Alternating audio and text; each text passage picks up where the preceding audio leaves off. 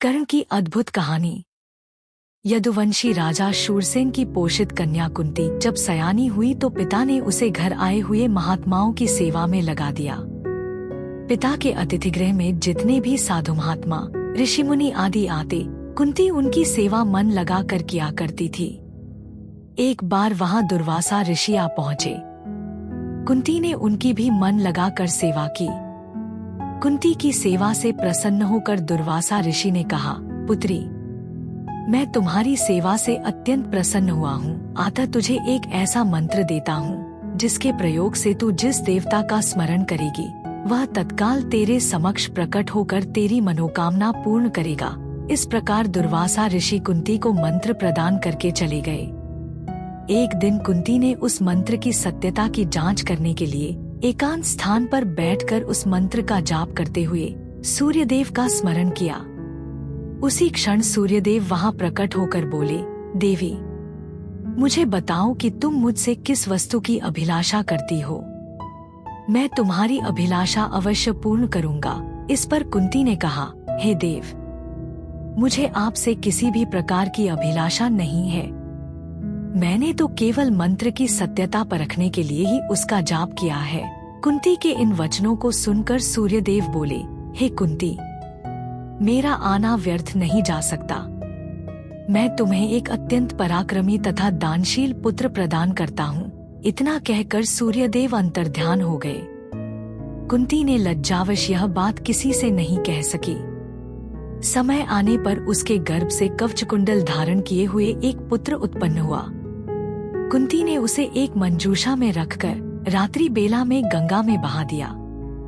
वह बालक बहता हुआ उस स्थान पर पहुंचा जहां पर धृतराष्ट्र का सारथी अधिरथ अपने अश्व को गंगा नदी में जल पिला रहा था।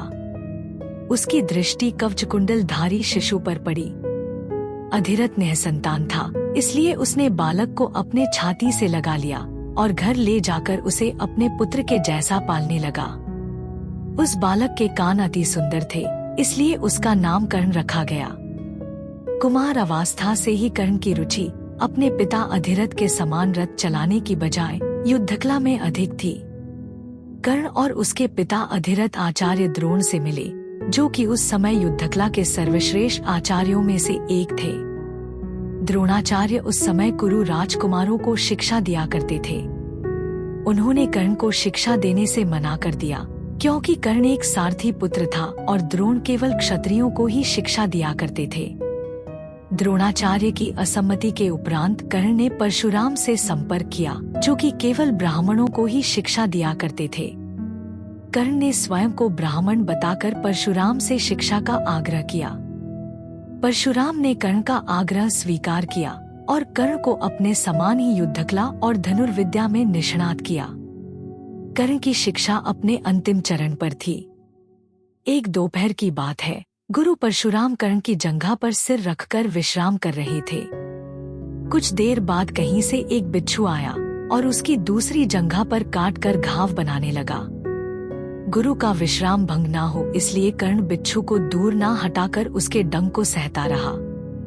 कुछ देर में गुरुजी की निद्रा टूटी और उन्होंने देखा कि कर्ण की जांघ से बहुत रक्त बह रहा है। उन्होंने कहा कि केवल किसी क्षत्रिय में ही इतनी सहनशीलता हो सकती है कि वह बिच्छू डंक को सह ले, न कि किसी ब्राह्मण में। और परशुराम जी ने उसे मिथ्या भाषण के कारण श्राप दिया कि जब भी कर्ण को उनकी दी हुई शिक्षा की सर्वाधिक आवश्यकता होगी, उस दिन वह उसके काम नहीं आएगी। कर्ण, जो कि स्वयं ये नहीं जानता था कि वह किस वंश से है, ने अपने गुरु से क्षमा मांगी और कहा कि उसके स्थान पर यदि कोई और शिष्य भी होता तो वो भी यही करता। यद्यपि कर्ण को क्रोधवश श्राप देने पर उन्हें ग्लानि हुई, पर वे अपना श्राप वापस नहीं ले सकते थे। तब उन्होंने कर्ण को अपना विजय नामक धनुष प्रदान किया और उसे ये आशीर्वाद दिया कि उसे वह वस्तु मिलेगी जिसे वह सर्वाधिक चाहता है, और वह है अमिट प्रसिद्धि। कुछ लोक कथाओं में माना जाता है कि बिच्छू के रूप में स्वयं इंद्र थे, जो उसकी वास्तविक क्षत्रिय पहचान को उजागर करना चाहते थे। परशुराम जी के आश्रम से जाने के पश्चात कर्ण कुछ समय तक भटकता रहा। इस दौरान वह शब्दभेदी विद्या सीख रहा था। अभ्यास के दौरान उसने एक गाय के बछड़े को कोई वन्य पशु समझ लिया और उस पर शब्दभेदी बाण चला दिया और बछड़ा मारा गया।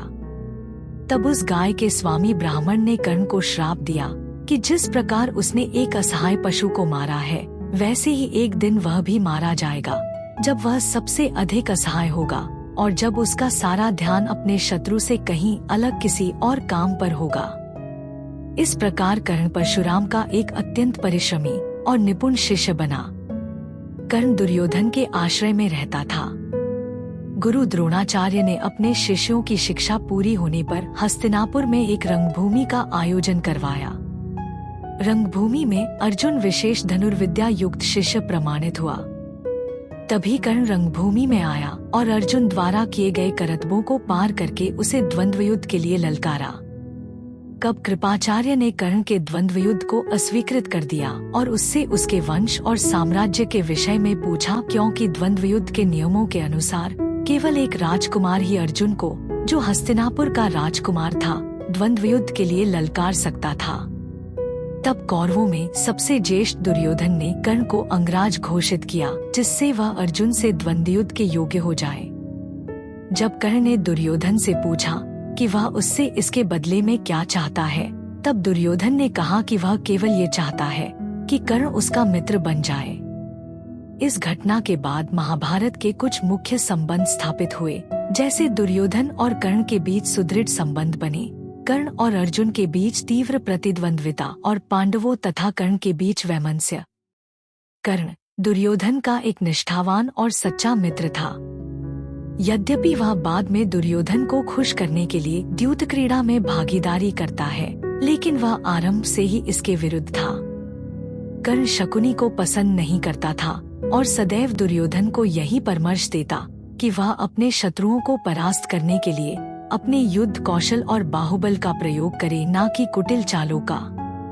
जब लाक्षागृह में पांडवों को मारने का प्रयास विफल हो जाता है, तब कर्ण दुर्योधन को उसकी कायरता के लिए डांटता है और कहता है कि कायरों की सभी चालें विफल ही होती हैं, और उसे समझाता है कि उसे एक योद्धा के समान कार्य करना चाहिए और उसे जो कुछ भी प्राप्त करना है, उसे अपनी वीरता द्वारा प्राप्त करे। चित्रांगद की राजकुमारी से विवाह करने में भी कर्ण ने दुर्योधन की सहायता की थी। अपने स्वयंवर में उसने दुर्योधन को अस्वीकार कर दिया और तब दुर्योधन उसे बलपूर्वक उठा कर ले गया। तब वहां उपस्थित अन्य राजाओं ने उसका पीछा किया, लेकिन कर्ण ने अकेले ही उन सबको परास्त कर दिया। परास्त राजाओं में जरासंध, शिशुपाल, दंतवक्र, साल्व और रुक्मी इत्यादि थे। कर्ण की प्रशंसा स्वरूप जरासंध ने कर्ण को मगध का एक भाग दे दिया। भीम ने बाद में श्री कृष्ण की सहायता से जरासंध को परास्त किया, लेकिन उससे बहुत पहले कर्ण ने उसे अकेले परास्त किया था। कर्ण ने ही जरासंध की इस दुर्बलता को उजागर किया था कि उसकी मृत्यु केवल उसके धड़ को पैरों से चीर कर 2 टुकड़ों में बांट कर हो सकती है। महाभारत युद्ध के दौरान जब कर्ण के रथ का एक पहिया धरती में धंस जाता है, तब वह अपने दैवीय अस्त्रों के प्रयोग में असमर्थ हो जाता है, जैसा कि उसके गुरु परशुराम का श्राप था। उस समय कर्ण अपने रथ के पहिए को निकालने के लिए नीचे उतरता है और अर्जुन से आग्रह करता है कि वह युद्ध के नियमों का पालना करते हुए कुछ देर के लिए बाण चलाना बंद कर दे। तभी श्री कृष्ण ने अर्जुन से कहा कि कर्ण को कोई अधिकार नहीं है कि वह अब युद्ध नियमों और धर्म की बात करे, क्योंकि अभिमन्यु के वध के समय कर्ण ने भी किसी भी युद्ध नियम और धर्म का पालन नहीं किया था। तब कहा गया था कर्ण का धर्म, जब उसने द्रौपदी को पूरी कुरु राजसभा के समक्ष वैश्या कहा था। इतना सुनकर अर्जुन ने कहा कि कर्ण अभी असहाय है, ब्राह्मण के श्राप अनुसार, इसलिए वह बाण नहीं चलाएगा। तभी श्री कृष्ण ने अर्जुन से कहा, इस निर्णायक मोड़ पर अभी कर्ण को नहीं मारा गया तो संभवतः पांडव उसे कभी भी नहीं मार सकेंगे और यह युद्ध कभी भी नहीं जीता जा सकेगा। तब अर्जुन ने एक दैवीय अस्त्र का उपयोग करते हुए कर्ण का सिर धड़ से अलग कर दिया। कर्ण के शरीर के भूमि पर गिरने के बाद एक ज्योति कर्ण के शरीर से निकली और सूर्य में समाहित हो गई। महाभारत में जहाँ भी कर्ण के पराक्रम का वर्णन आया है, वहाँ अर्जुन के बराबर ही उसको पराक्रमी माना गया है और था भी वह इतना ही पराक्रमी। कर्ण के पराक्रम में धब्बा लगाने वाली एक बात यह है कि वह कपटी भी था। वह सदा सत्य और न्याय का ही आश्रय नहीं लेता था। उसने अल्पवयस्क राजकुमार अभिमन्यु का चक्रव्यूह के भीतर औरों के साथ मिलकर वध किया था। उसी ने उसके धनुष को काट गिराया था और फिर उस निहत्थे बालक पर 6 महारथियों ने मिलकर आक्रमण किया था, जिनमें से एक वह भी था। निहत्थे बालक की हत्या करने का अपराध सदा उसके चरित्र के साथ लगा रहेगा। इसीलिए इतना पराक्रमी होने पर भी कर्ण अर्जुन की तरह महापुरुष की कोटि में नहीं आ सकता। उसका हृदय कलुषित था। इस तरह कर्ण के चरित्र पर दृष्टिपात करने से मालूम होता है कि वह किसी दृष्टि से महान था और अपने किन्हीं व्यवहारों के कारण पतित भी था। उसकी महानता उसके दानवीर होने में है, उसके दृढ़ संकल्प होने में है, उसके अपने मित्र और आश्रयदाता के विश्वास पात्र होने में है। लेकिन छल और कपटपूर्ण व्यवहार, व्यर्थ का दम्भ और क्रोध उसके चरित्र की गरिमा को कम करते हैं।